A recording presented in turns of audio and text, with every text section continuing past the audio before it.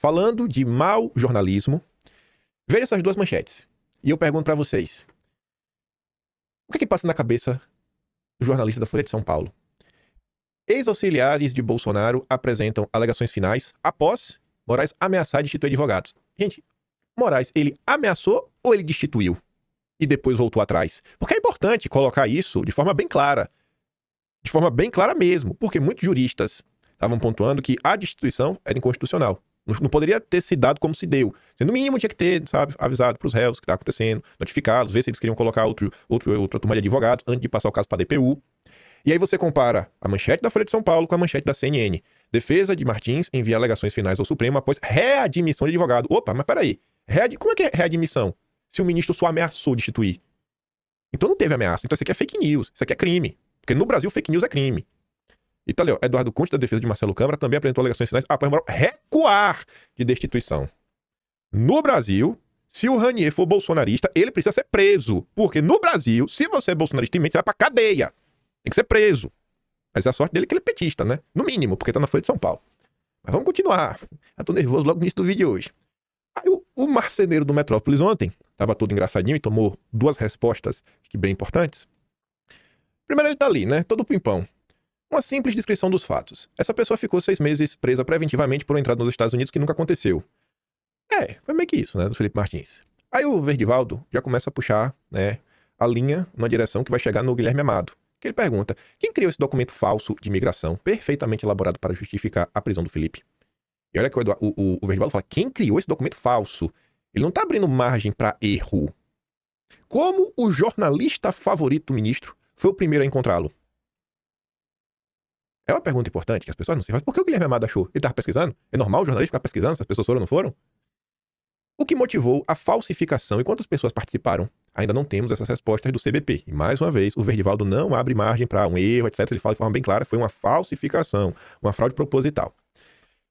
Por conta do que Guilherme Amado aprontou, muita gente aí espera que um dia a justiça seja feita. O Arthur comenta, erros são uma coisa, fraude é outra. Guilherme Amado inventou a notícia declaradamente falsa, não apurou nada e levou deliberadamente uma pessoa para a prisão. Devia ser banido do jornalismo e processado civilmente. O Didi até diz, Guilherme Amado não pode sair ileso desse caso. E a Ana Paula Henkel diz, não vai. E o Vinícius diz, rapaz, e tamo aqui nós, né? Aí, a advogada do Felipe Martins, que o representa lá fora, porque tem aqui no Brasil... O sobrenome tá similar, ela é Schafert. Eu acho que eu até Schaefer. Enfim, e o Chiquinho, são os dois advogados do Felipe no Brasil, a Ana representa ele lá fora, ela colocou ali um trecho de uma decisão anterior e tudo mais, ela falava sobre os responsáveis pelos registros falsos, e ela tá explicando que alguém fraudou de propósito. Aí o marceneiro do Metrópolis, por que marceneiro do Metrópolis? Se você não sabe, porque tem que chamar pelo nome certo. Porque o marceneiro é quem faz o quê? Móveis. Quem faz móveis. Qual móvel que ele produz? O Gabinete das Sombras. Talvez, muito antes de Guilherme Amado, uma pessoa que produziu uma fraude jornalística foi o Samuel Pancher, quando pegou lives públicas de Bolsonaro, no Facebook de Bolsonaro, recortou trechos, colocou a música, sabe, tenebrosa, que dá medo, e chamou de Shadow Cabinet, o Gabinete das Sombras. Bolsonaro ousou conversar com médicos, especialistas, que não pensavam como o consórcio queria, e como Átila e os cientistas do consórcio queriam, e para falar que isso tudo era um crime.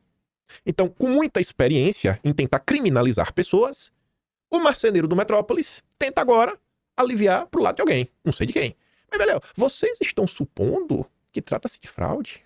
Quando pode ser um erro de procedimento? Será?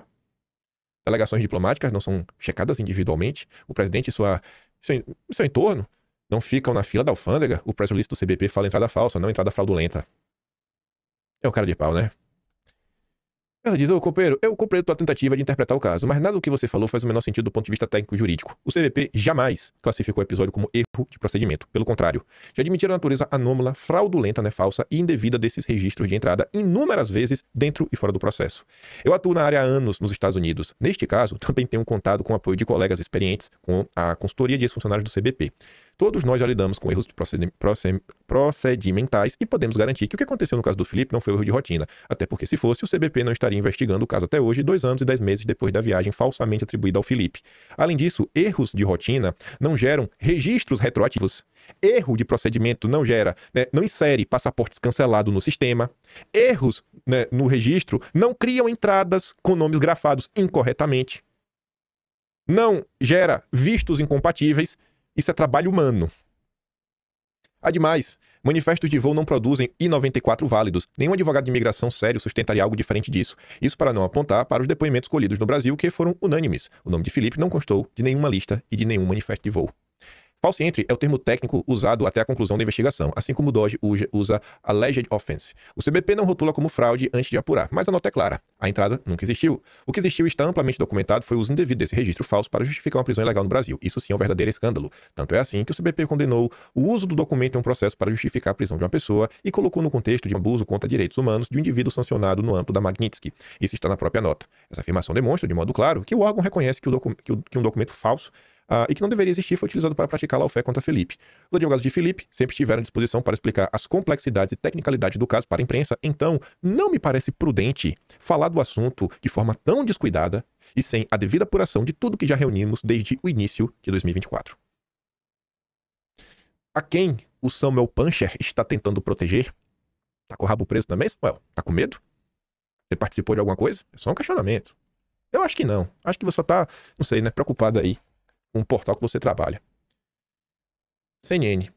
Tinha dado destaque, né, o documento aí do CBP. E aí o Jason Miller ontem, 10h48 da manhã, fez essa postagem aqui, ó.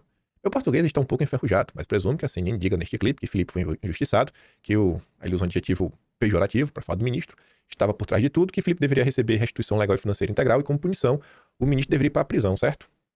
E não parou por aí. Vou trazer inclusive a notícia, antes de mostrar o outro tweet do Jason Miller, que tá ali. O conselheiro de Trump disse que não vai desistir até o ministro ser preso. E tá aqui. Ele compartilhou um vídeo do Eduardo Bolsonaro, falando, né? O ministro pertence à prisão. O que ele está fazendo com o Bolsonaro é repugnante. E o que fez com o Felipe Martins é repreensível. Não vou desistir até que o careca esteja atrás das grades e receba tudo que merece.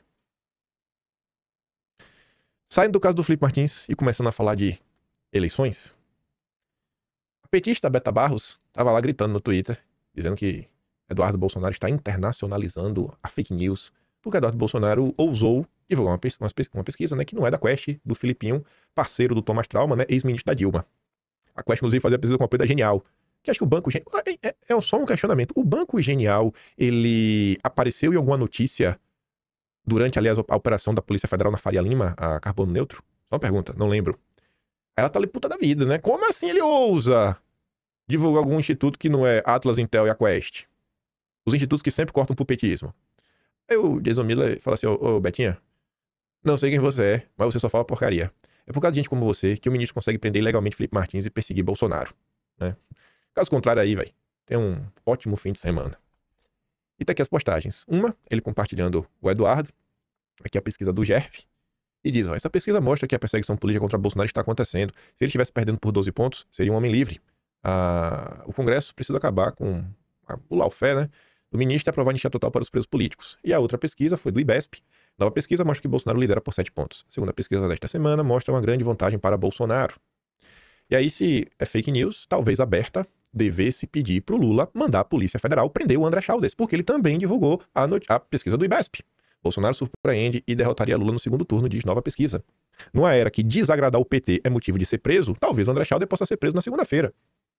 É como tá o Brasil. Você não gosta da pessoa, a pessoa vai pra cadeia. Isso só se você não for petista. É isso. Se você for petista, você pode falar o que você quiser. Você está livre. Mas se você não é petista, você falar o que desagrada o petismo, você tem uma grande chance de rodar. Parece piada, mas não é. E tá ali, ó. Segunda pesquisa do IBESP.